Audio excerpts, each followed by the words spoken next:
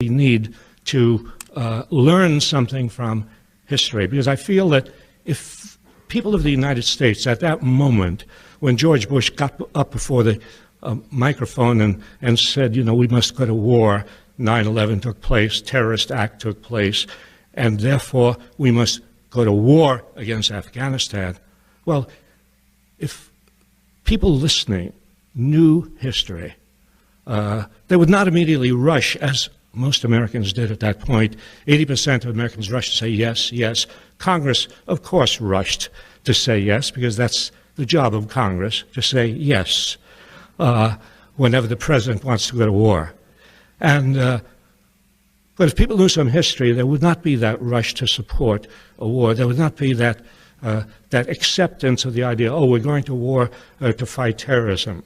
There would not be an acceptance of the idea, we're going to war to bring democracy to Iraq, bring democracy to the whole Middle East.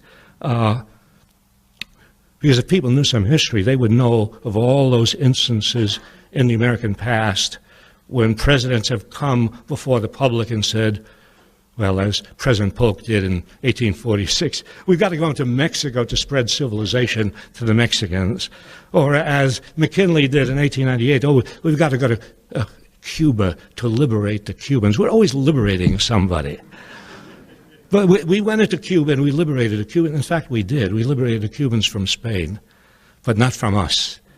And that's our record. Our record is sometimes liberating people from other tyrants and then imposing our will on them. So the Spanish were out of Cuba in 1898, and American corporations and American military were in Cuba and stayed there for a very long time, dictatorship after dictatorship after dictatorship, supported by the United States.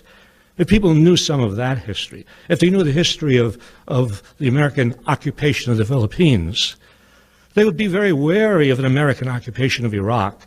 They'd be very wary of the idea, oh, we're occupying Iraq so that we can bring democracy to Iraq. We fought a bloody war in the Philippines. We committed massacres in the Philippines. And then we occupied the Philippine Islands for 50 years. And did we bring democracy to the Philippines? We brought dictatorship after dictatorship and misery to the Filipino people, about 500,000 of whom had died in the war that we waged against the Filipinos.